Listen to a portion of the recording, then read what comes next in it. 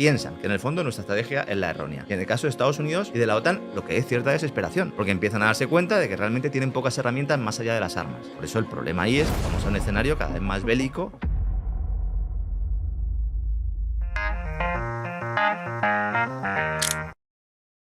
Por ejemplo, me viene a la cabeza el ejemplo que ponía, creo que era Pedro Baños, cuando hablaba del recreo, ¿no?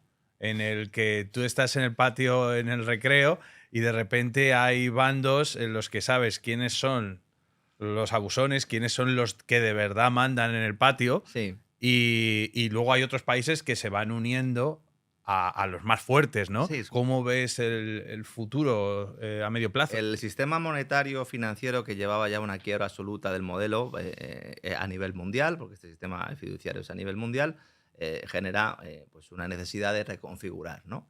Entonces tú puedes reconfigurar intentando apostar por lo que tienes dentro, por ese comercio, por esos productos, etcétera, etcétera, por captar unas determinadas materias primas y luego pues posicionarte económicamente para luego tener un componente político. O puedes intentar, si no tienes esas materias primas, conseguirlas. Esto genera un elemento de distorsión evidente y genera guerras.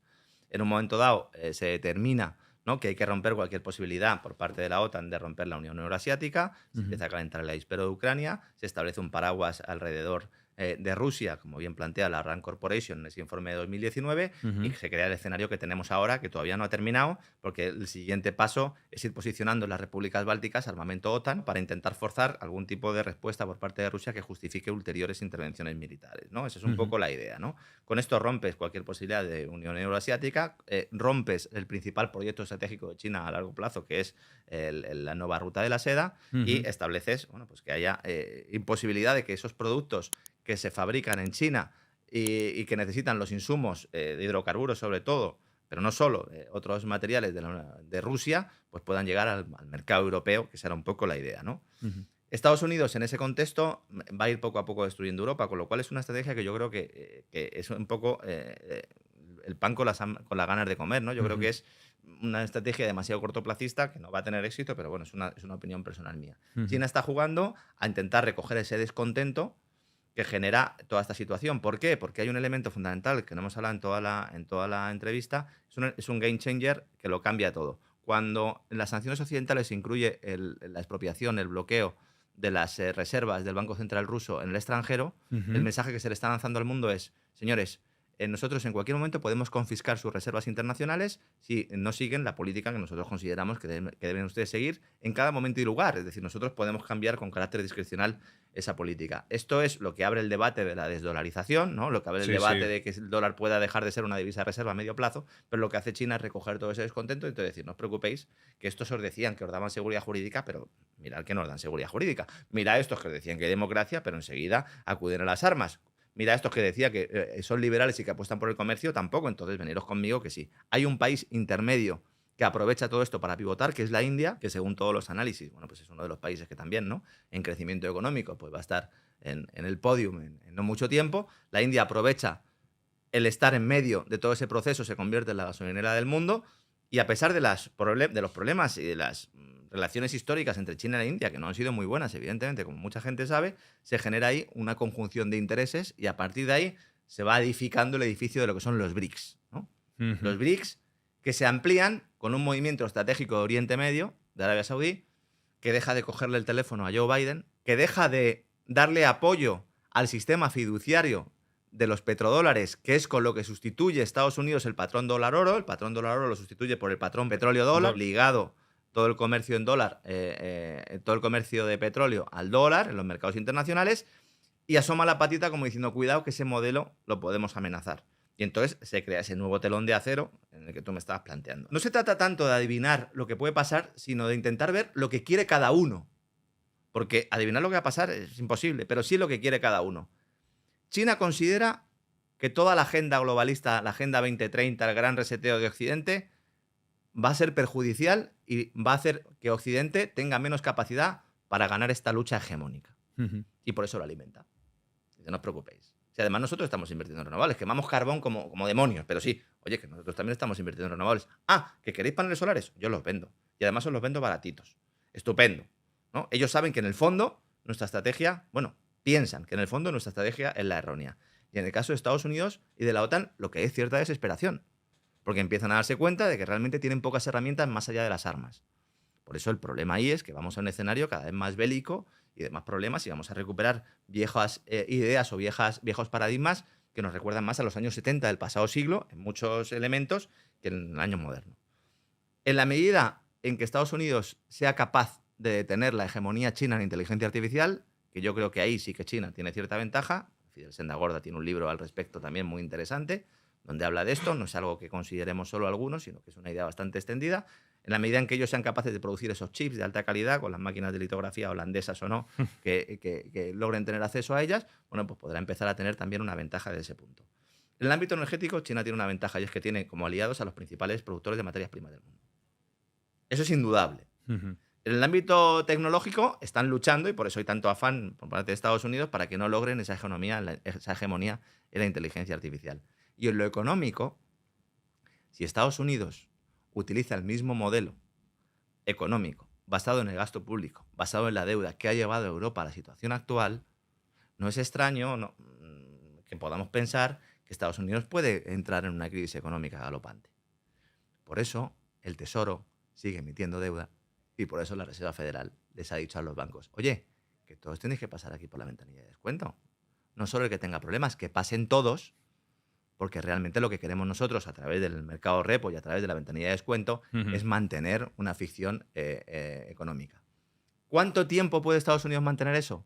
Lo puede mantener mientras el dólar siga siendo divisa de reserva internacional. Con lo cual, la pescadilla que se muerda la cola, en la medida en que China sea capaz de desarrollar esa nueva ruta de la seda que tiene muchos componentes, no solo el económico, utilizando el yuan para crear también, ¿no?, esa nueva cesta de divisas que estaría en torno a los BRICS y que pueda competir realmente de cara al dólar, ahí es donde yo creo que va a estar la mayor batalla. Es verdad que yo tengo una deformación profesional y es que a lo mejor le doy a la política monetaria más importancia de la que realmente tiene, porque realmente ha sido mi obsesión siempre. Yo creo que sí, yo creo que entendiendo bien la política monetaria, entiendes todo lo demás. Entiendes la batalla energética, entiendes la batalla geopolítica, entiendes la batalla por los recursos, ¿no? Entonces, más que adivinar el futuro, ¿no?, esa es un poco la batalla que se va a producir. El papel de África es fundamental, por eso China está posicionándose con acuerdos comerciales con China, con África, con un elemento también diferencial respecto a los países occidentales o los países OTAN, y es que mientras el Fondo Monetario Internacional lo que hacía era endeudar a esos países para luego hacer que entraran las corporaciones, China sigue otro modelo. China da infraestructuras y luego ofrece tecnología para controlar también a esos países a través de su propia tecnología y crear clientes cautivos, pero no pega un solo tiro.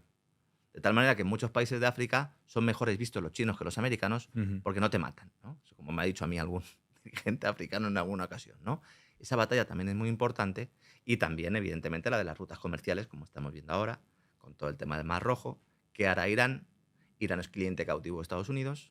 Estados Unidos y Irán tienen un acuerdo de venta de petróleo por el cual Irán se está saltando los acuerdos de la OPEP vendiéndole petróleo a Estados Unidos. ¿Habrá algún momento en el que Irán deje de vender petróleo a Estados Unidos? Pues si deja a Irán de vender petróleo a Estados Unidos, entonces Irán sí que podría intervenir en algún tipo de conflicto. De momento no, por eso Estados Unidos interviene en el Mar Rojo, con esos estrechos, Malaca, Hormuz, Canal de Suez, donde va a estar un poco la pelea, ¿no?, y donde va a estar la gran batalla, como estamos viendo según los últimos acontecimientos geopolíticos, ¿no? Una radiografía espectacular, te lo digo en serio. O sea, porque yo estaba viajando contigo, ¿no?, en la explicación de un lado a otro a cada una de las partes. Y la batalla del Ártico, ¿no? La batalla del Ártico. Bueno, esa ya. Esa ya abrimos ahí el melón ya. La batalla del Ártico, claro. La batalla del Ártico que dicen, bueno, cambio climático, deshielo y tal. Y entonces dice, bueno, es que realmente si hay rutas navegables otra vez por el Ártico, Rusia entonces tiene la capacidad de saltarse buena parte de todos estos problemas geopolíticos y China podría aprovecharlo y por eso ahí también hay una gran batalla y por eso se ha producido el último atentado en el Báltico, ¿no?, con esa central de Novatek que se intenta pues un poco mostrar, oye, no planteéis aquí en ningún momento que vais a tener una exportación o un mercado claro de exportación de hidrocarburos sin que caiga algún petardo, en este caso por drones ucranianos, que en realidad son drones norteamericanos, por intervención noruega, por intervención danesa, que son dos países que han tenido mucho que ver en lo de Nord Stream, lo contó Seymour Hersh. Pero bueno, aquí en España parece que no se quiere tener esto en cuenta y que son países que están precisamente en esa órbita del Ártico, la guerra de los hidrocarburos, la guerra de los recursos, pero sobre todo la guerra de las rutas comerciales, ¿no?, que eso es lo importante del Ártico. Todo radica en dos partes, ¿no? ¿Quién está con Estados Unidos, quién está con China, ¿no? Han conseguido que ese sea la disyuntiva, sí. Pero por eso me quejo yo tanto, ¿no? Porque al final es una vertiente también de la dicotomía izquierda-derecha que he criticado al principio del programa. Lo bueno sería que cualquier país pudiera negociar con ambos. Es decir, aprovecharse de eso. Arabia Saudí lo está haciendo. Mm. Arabia Saudí ha dicho, no, vamos a ver, yo negocio con China y negocio con Estados Unidos. ¿Quién me da más? Por eso critico tanto el hecho de que Milei le haya dado el portazo, ¿no?, al gobierno chino nada más llegar. Yo entiendo que desde un punto de vista ideológico, teniendo en cuenta además los discursos que había hecho, lo tenía que hacer, pero si tu principal fuente de divisas es China, si tu principal cliente de compra de materia prima agroalimentaria también es China, tú lo que tienes que hacer es sentarte con China y sentarte con Estados Unidos.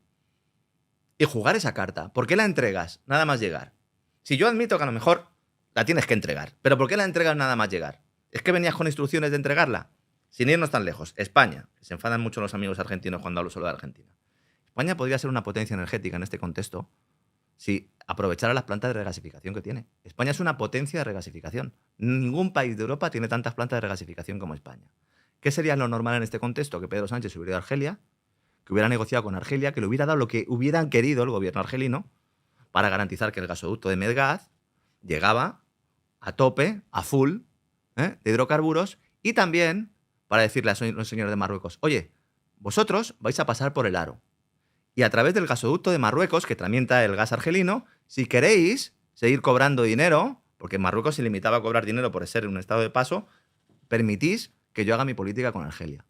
¿Por qué España no hace eso? Porque Marruecos es el aliado. Entonces, ¿quién ha tomado la decisión de romper con Argelia, entre comillas, porque siguen mandando gas, pero bueno, ya estamos en sus otras manos, y favorecer a Marruecos? Estados Unidos. Pero es que Victoria Nolan viajó precisamente para hacer ese viaje. Y habló con los argelinos Victoria Nolan. Número 2 de Anthony Blinken, esta es la que decía que había que fuck UA, ¿no? En la época del Maidán, ¿no? Cuando decían, bueno, ¿y Europa qué va a pasar con Europa? Cuando lo del Maidán decía, bueno, pues fuck, ¿no? Decía, que le den, ¿no?, a Europa. Bueno, pues esta señora va a Argelia y dice, no, vamos a hacer esta operación ahí, que lo sepáis, pero no os preocupéis. Porque vosotros, Argelia, vais a negociar con Italia. Entonces, Argelia, que a nosotros nos dicen que es un país que es muy cercano a Rusia, que es prácticamente el demonio, la OTAN le dice a Meloni, tú puedes ir. Y entonces negocian con Argelia el Transmed, que es el otro gasoducto que va a llevar el gas argelino a través de Italia al centro de Europa. ¿Italia tiene plantas de regasificación? No. No tiene por lo menos tantas como España.